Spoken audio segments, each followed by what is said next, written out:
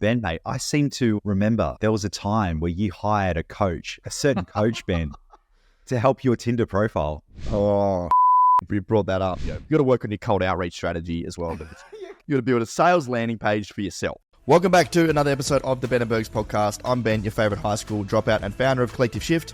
Alongside me is Bergs, your favorite MBA and COO of Collective Shift. Join us as we bring you world-class crypto research and strategies to help you dominate this crypto bull market, as well as behind-the-scenes view of us scaling a fully remote subscription research business here in Australia.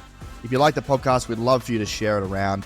Give it a little follow or a subscribe if you like it. That's how we grow the podcast each and every week, coming to you with zero advertisements. Now, Bergs, today we're talking about the opposite. We're talking about advertisements. We're talking about upsells. We're talking about the business models of dating apps. Now, you and I are in different stages of life. Fair to say. Fair to say. I am recently back on the single train as of a few months back, and I'm back on the apps, mate. And my goodness, the business models on these things are great. I think they've improved since I was last single. I like studying the business first rather than the product. Sure, mate. Sure. That's right. I mean, the benefits of the apps are good too, but we'll talk about that. But the business model on these things, mate, are built for upsells. These things are like squeezing lifetime value and order value out of the user, because the more you want to meet a girl or a guy, whatever you're into, the more chances of success you have are based on the more you pay. So basically, these apps are fully built with features, upsells, all of it, subscriptions, to make you pay more, which gives you more opportunity to meet other people. It's the dopamine, it's the cycle, it's the loop, it's everything. It's brilliant. I love it. I love the human psychology behind it, and I love how they build these products. Now, I've not used dating apps. You've used Tinder and maybe a few other ones.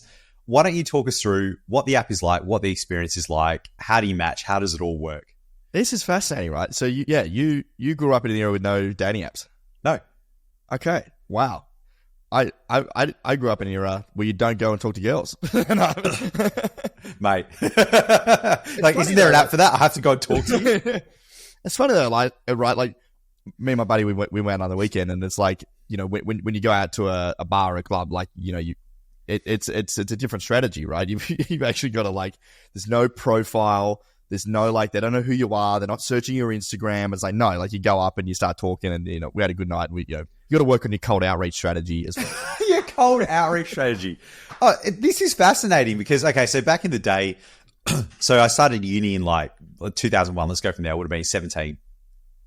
And back then, it was we didn't have smartphones. We had those dumb phones, like those old Nokias. You could text people, you could call people. That was about it. Not everyone had a phone. And you would just organize stuff. So I used to work at Coles. All my mates here, Josh Alley, and then 20 other people used to work there. And we'd all just go out. We'd plan on the Friday or Saturday, whenever it was. And we'd meet up at someone's house, have pre-drinks, and then someone would live near the city. Then we'd walk into the city, go to different clubs, and just meet up with people. And it was amazing. You didn't always have a phone on you. You just kind of knew where people were and where they would hang out, where they would go on different days. And then at uni, it was always just everyone met up at the pub, or the main area was called Bush Court. You just meet up there. And if your mates weren't there, they didn't have a phone, you just kind of walk around campus till you found them. Yeah, that's cool. Yeah. So there's still definitely that, but I guess it's less, what's the word? It's less organized in that sense, so for on the weekend, for example, my buddy and I, we went out to a bar, and we met some people there, and it's great. I love that. It's natural. There's no these artificial social status games that you play of needing to meet a certain social criteria to even meet with people. All of that is so built into these apps, and I think the modern day dating life. It's about status. It's about not for everyone, but it certainly is built around that, if that makes sense.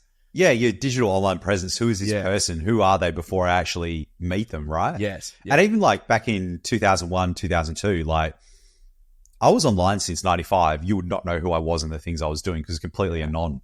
And even Facebook was real shitty at the start. We had things like MSN, which was a chat app that was built into Windows. And we're all studying computer science, so we knew a lot of science people. They were kind of like online. At night, you'd chat on that. You'd be like, oh, what's going on? What are you doing kind of thing? Or if you were out drinking, you're at a mate's place, MSN would be open, and then all your other mates would chat in there, and then you'd all meet up. And that was about the extent of it. Facebook sucked for ages. No one really used it until mobile phones, really. Like where you could have a smartphone. So I got the first iPhone, I think, in 2007. And shortly after Facebook came out, it was a 3G phone. And you could take photos and then you could tag the location of where you were. And that's when Facebook really took off because people could really flex of, hey, I'm here. I'm with my friends. I'm doing this. And then they start to build their profiles from there and start to suck other people into the platform. Yeah, makes sense. So like the way these apps are built now, like, basically, I mean, it's kind of crazy because there's just unlimited opportunity. Like there's literally, I would say, I don't know what the percentage is of like, people in their 20s on these dating apps that are single, but I want to say it's pretty high. And you build a profile. There's like, depending on the apps, there's different prompts and photos, and you can use audio and use video. And basically you've just got to build like, it's like a landing page, right? You got to build a sales landing page for yourself.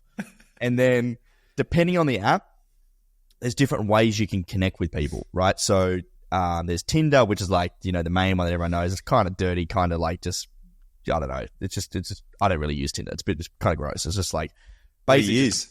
So Hinge is like, I'd say like the main one. Hinge is like a bit more, I don't know what the word is to use. It's like people are a bit more serious.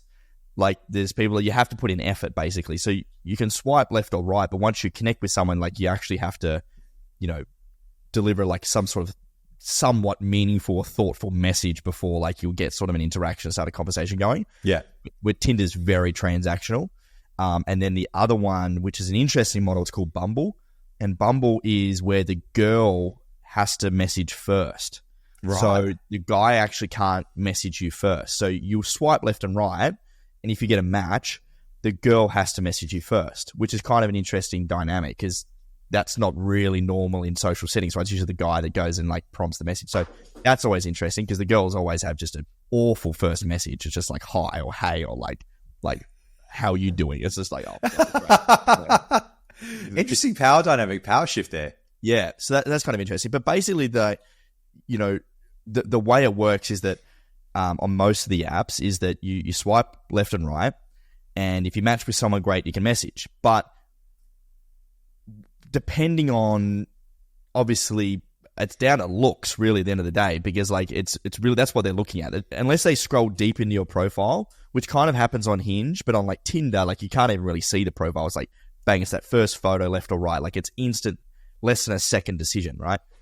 So yeah, if you go deeper on the message, then it's about how you can sort of like, communicate with these people in an organic way. But what they've built is these business models behind it where you can basically increase your chances of getting matches or getting yourself in front of those people. So one of the ways is through like you can boost your profile. So it's like paid ads, right? So you can put money behind your profile to get more views or potential matches.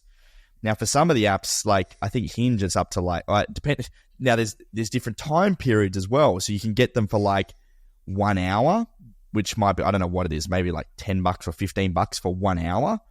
Or there's like a 24-hour super boost, which is like $50 and it promotes you for like 24 hours. But then there's like things like normal likes and super likes. Yeah. So like if I like you, Bergs, I'm gonna be amongst everyone else. But like if you want to super like someone, then you've got to pay for that as well. But that's an interesting dynamic as well, because then you start going to like social games. It's like the idea of someone super liking you, kind of like that. I don't know, like that's kind of creepy. You know? So I listened to a podcast with Brian Norgard, and he's the ex-chief product officer of Tinder, and he created the super like. Ah, yeah. And he was talking about it, and they were doing a whole bunch of different mechanics, and all he really talked about, it wasn't the tech, it was the human psychology behind it. Like, you get a revenue stream, you get money, but can you imagine like in this field of noise and everyone liking everyone, you having 50 likes and all these different people, you got to look through their profiles. But then that one person pays that whatever it is, $1 to super like you. And the feeling that they get sending it, but then the feeling that the recipient gets when it pops up on their screen, and that person is immediately in a different league to everyone else, was just so fascinating to me. Okay, so the way it works, right, because I've received a rose. Basically, the girl sends you, this is on Hinge, right? So Hinge, they're called roses. So you get sent a rose and she sits at the top of your profile. So when you load up the app, she's not like a small 2x2 square. She's one of one. She's at the top. You see her every time you load up the app, unless you decline or approve her, and then you go into a message. So the rose elevates you in their profile. Now, it's such an interesting dynamic because I've seen girls' hinges and then compared to guys' hinges, completely different, right? Because girls are just swamped with dudes, like hundreds of dudes I've got like matches with, right? Because it's like, again, it's the dynamic of like, you know, guys are in this sort of chasing mindset. I feel as though the girls just kind of have endless choices. Where you look at a guy's hinge and he's got nowhere near as many options as a girl. So yeah, then they've built in these like subscription models, right? So where you've got the upsell of the super likes, you've got the upsells of the boosts, and then you've got these subscription services where they tie in like it all together. And there's different levels of subscriptions. And then they really, you should see the discounts they offer for like yearly memberships. Like we're talking 80% off for like a year, or if you get like a week, it's just like exorbitantly expensive. So they're trying to lock people in for a long period of time. Well, this is interesting because if you think about a dating app, well, let's do dating and not hookup app. A dating app is like, the goal, I guess, is to find someone to stay with that person, right? Like find the one, whatever that means to you.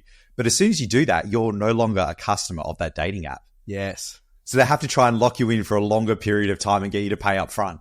And you know what's so interesting, right? And I think the Hinge, I'm not sure if it's their Hinge's like mission statement or tagline or whatever. It's like when you download the app, it's like the dating app we want you to delete is like their, something like that is like their caption. That's what they say, but they don't. Not at all. Not at all. And think about it. So to attract users, they've got a freemium model, right? Like I'm assuming all these are just free to sign up to. Free to sign up. Oh, the interesting one though, but this is what happens, Bergs, because girls will swipe right on you, but you may not have swiped right on them just yet. So what it comes up with, it says, oh, Bergs, there's 14 girls that have swiped right on you. Do you want to see who they are? Upgrade. This is LinkedIn trying to sell me LinkedIn Premium, mate. I'm like, I don't care who's viewing my profile. I could not give a shit. Like, I don't care. I'm not paying the money. Go away. Yeah. That's the same model though, right?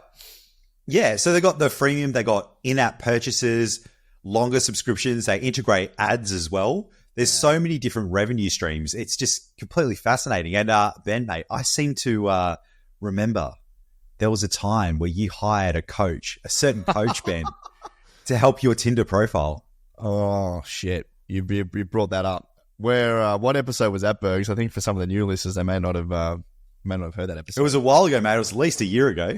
Yeah, I think we'll have to search that up. I think it was one where you spent $50,000 on coaches or something like that, and one of them was a Tinder coach. What was a Tinder coach? I'm guessing like because of the way you look and you're just a generally boring guy, 49,000 of that 50,000 would have been on your Tinder profile, mate.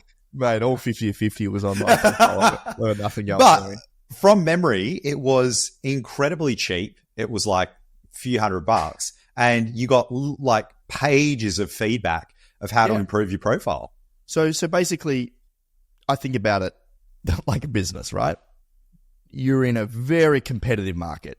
Endless other guys, right? Red ocean, mate. Red ocean, right? And my looks is not getting me into any blue ocean anytime soon, right? I'm as red as it comes. So my unique value propositions are not going to come through my photos, right? So I need to upgrade my landing page to get a high conversion rate. That's how I think about it. How do I do that? I'm going to find someone who knows how to do that because I don't. So I hired a coach who basically analyzes your profile. You send her a bunch of photos and she helps you pick out the photos. She used to work in one of the big dating apps and she's got like a psych background.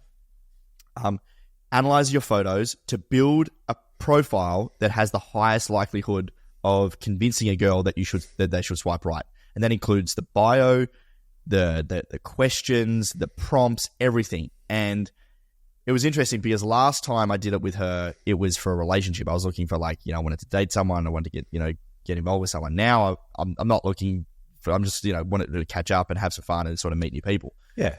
So it was interesting to go back and get the optimized version of the less, I guess not professional, but less involved version of the profile, less serious. You're targeting a different customer segment. We are targeting a different customer segment, exactly. It's a different profile, and because you create your profile, you have to select what you're basically after.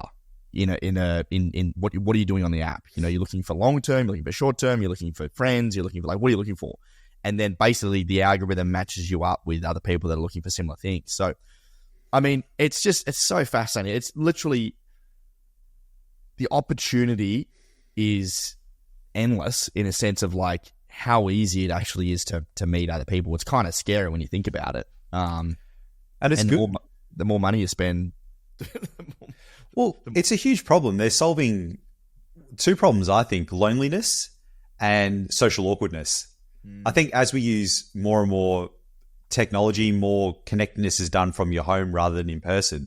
It's more difficult to go up and talk to people or have a conversation, or people are scared or they're anxious or they're not really sure what to do. That's on both sides, men and women. It's not just, one-sided. People are genuinely awkward these days.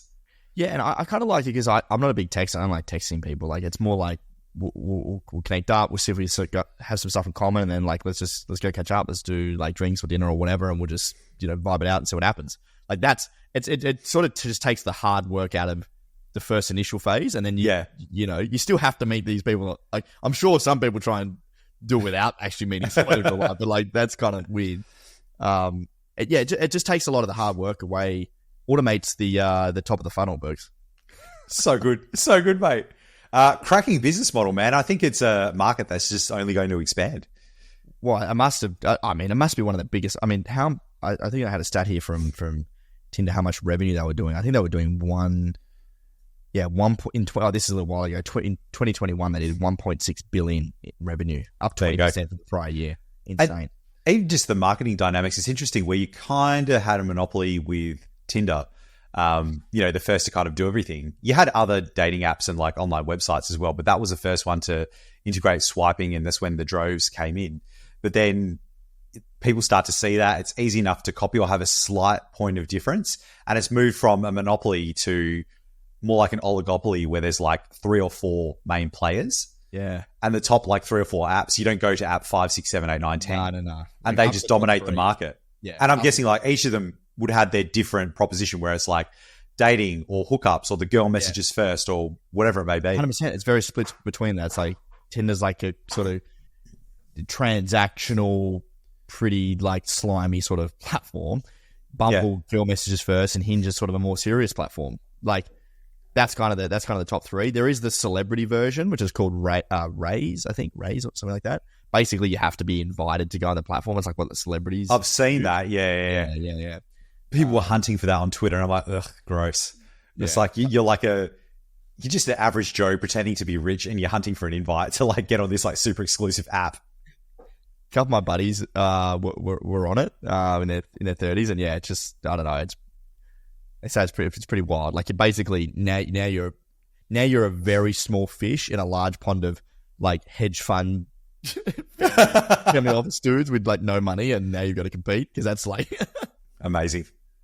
But yeah, I mean the business model, wild, and also just it's so interesting creating it's like creating a LinkedIn profile, your resume, but for yourself and your dating life. It's such a interesting thing to actually exercise to do. How would you, if you were single, how would you sell to someone cold, not knowing who you are, why they should swipe right to you? You know what I mean? That's crazy. Yeah. And then you're going to attract a certain type of person that resonates with. So you got to really think about what kind of person do I want to be with, and what's important to them, and do I have those qualities? Do you even know what in 90% of 20-year-olds in their 20s don't know or 30s or however old you are, that, you know what I mean? Like, that are single, don't actually know that, So wild. you know? I'm just happy I'm not in that game, man. It sounds too complicated. Oh, dear. Interesting. Leave it there, will we? Anything else on the... I did see one other thing where they built in virtual gifting now as well. So I saw that on a couple of the apps. Did a quick Google before the episode, which is really interesting. I'm guessing that's like super likes, but you might be able to send people things as well, which is like now they're moving like, okay, great. We've got subscriptions, upsells. You can promote yourself. You can get boosted. You can send a super like, but what if you want to send something else, right? So it's like, yeah, like virtual gifting. So obviously, you know, you don't have their address or anything. You wouldn't send them, I don't know, flowers or chocolates or whatever, but you could send them like additional things. I don't even know what those things are, but it's going to be interesting. It might be like, I don't know, an iTunes voucher or something. Like, I've got no idea, but that is really fascinating. Wonder if they'll take a Moonbirds NFT. Bro, it's like 0.8 ETH. Is it 0.8? 0.8, bro. Wow. It's disgusting. Yeah, no, got out of there. Imagine you start selling it. Yeah, so you use dating apps to offload your dirty NFTs. Do you reckon they'll integrate NFTs into dating apps? Like, you could have literally like, I own these NFTs attached to your profile. What's interesting, right? You start thinking about it, it's like you're starting to go into the realm of like OnlyFans, where you're sending someone money for their attention. Like, do you think it will get to a point where these apps integrate you sending them money, or is that? I mean, that's pretty wild. That's kind of where I was going with the virtual gifting, where it's like, you know, you send someone money. I could see that I can see that happening. Like, you know, where people do that, where you can pay people to go on dates with you or something, or you want to flex and say, I've got heaps of money, I'll send you some. Like, that happens over like Instagram and everything else all the time. Like, why wouldn't you build that into a dating app? That's so wild. Do you think that would just like not, like, if we think about the target audience of like Tinder and like Hinge, like these, I'm going to say primarily 20s, maybe early 30s, like, is that something that their target audience even has the money to do? Like, are you budgeting money in this economy to pay for girls to go on like a date with you? Well, this is interesting because it comes into like sugar daddy, sugar mama type thing, right? That's what I mean. Like, I'm guessing some people would be looking for that. Maybe that's a whole different app, and maybe that already exists. Where it's like, that's just what they're after. They want to go on really expensive dates, be bought a handbag, you know, all that kind of crap. And the people their age can't afford that, or that's just what they're looking for their lifestyle. That's wild. Or it's the guy side of that as well. Just be like, you know, taken care of, bought whatever you want, and have some fun along the way. Because that's kind of like what OnlyFans is, but it's one way. Like, you know, you have these people that create profiles and create content that you have to pay for, and the more you pay, for some people, they'll do like personalized content for you. Yeah, exclusive content, yeah. But this is kind of like a two-way, like this is not just like a one-to-many. This is like a one-to-one. You're like incentivizing them to meet with you. So interesting. So one of the doctors I used to work with, and she wasn't that old, right? I think she was a bit offended by this, but she was like only her like 30s, and she went to I can't remember. Let's just say Brazil, and she was like walking around, just English girl, and she was pretty good looking, man. I'll be honest. Like, she's not, you know, and so this guy comes up to her and he's just like, oh, are you looking for a boyfriend for like the time that you're here? And literally what they would do is like, they would just go around with them, and then like the rich travelers would just buy them stuff, and then they'd be their boyfriend for like the couple of weeks that they were there, kind of thing. Wow. And I'm wondering if like a digital version of that exists. I mean, it must. It has to, right? Like, it kind of makes, I mean, I guess that's maybe what Instagram's, well, it's not really built for that, but like, you know what I mean? You can, again, it comes back to social status. And like, if you see, well, here's one for you. So like super like, right? Okay, you shoot to the top of the list. What if you send them $200? Would you shoot to the top of the list? This is interesting. What if the app shared or had a revenue share model with those that got the super likes?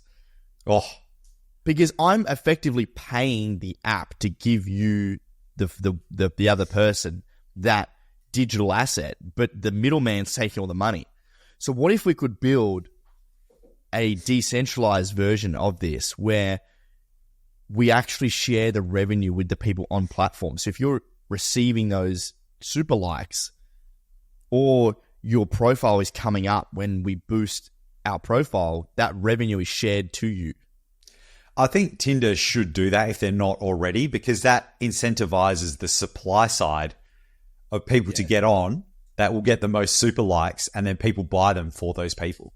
If you're getting a revenue share, it incentivizes you. Do you think they just get like cancelled online though for like even doing that? Like they're basically promoting girls to be paid. See, this is more where it fits in with their long-term vision of their business and their mission. Do they want it to become like Instagram girls on Tinder so they get lots of super likes? Or do they actually want it to be that people have really good dating or hookup experiences? It depends what the metric is that they're after. Yeah, because I'd say that's going to knock out so many people in the market of not even being able to afford to do that. Yeah. Fascinating. Because then you got to pay for the date as well, man. Don't forget that. It's an expensive wine. It's just top of the funnel sorted, and then as you progress down the funnel, mate, more and more money, mate. Wait till like it's years on, and then you get engaged, and then you have a wedding, and then you have a house, and then you have kids, mate. It's all downhill. Like seriously, when you get pushed P&L. further and further down the funnel, P&L is just like negative, mate. That's all you got in your head. It's like, what are you thinking about? Negative P&L. Or I hate to see your balance sheet, mate. But bro. Actually, now balance sheet's healthy. P&L, oof. The cash flow, mate, oof. Yeah, mate, you got assets but no cash. Yeah, that's it. You can't even write any of it off. That's the worst thing. Nah, mate, they should give tax advantage. They do slight tax advantages for being married, but they need better ones, man. Like, or if you have kids, get some tax incentives around it. Because it's all downhill. You just get smashed. And as you get older, you earn more money. Your top tax bracket, it's just bullshit. Using post-tax dollars to go on a date with a girl that doesn't even like you. You're basically getting bloody 30 cents on the dollar, mate. There's a $60 steak that costs you actually close to like the 100. It tastes great. I love it. Thank you, Australia. Can you pay for my Uber home? Hey, thank you, Mr. Taxman.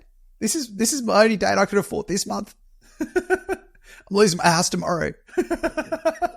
And she's there just to eat the food and leave. She doesn't. Mate. R.I.P. Oh, okay. I'm gonna start Ben's dating Pty Ltd company just to amazing some expenses. Okay, we'll wrap it up there. Bit of a fun one, guys. I hope you enjoyed that. If you got any experience on dating apps or business ideas, please let us know. You can tweet at us at BabyBackBerg on Twitter or at BenSimpsonAU, or you can follow us on Twitter at Ben and Bergs. And thank you very much for listening, and we'll see you on the next episode. Thanks, champions.